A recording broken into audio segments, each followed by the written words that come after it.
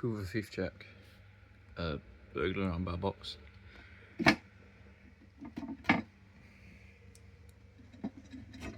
Paint's a little sticky. You've got the speaker inside.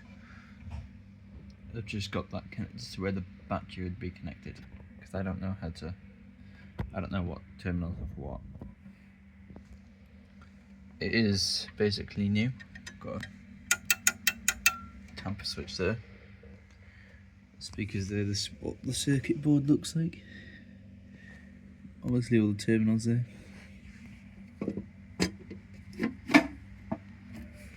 As far as I'm concerned, no, there's only, I think, one other video of a Hoover Thiefcheck on YouTube.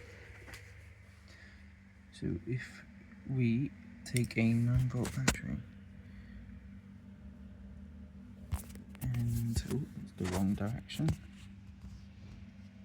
do this. It's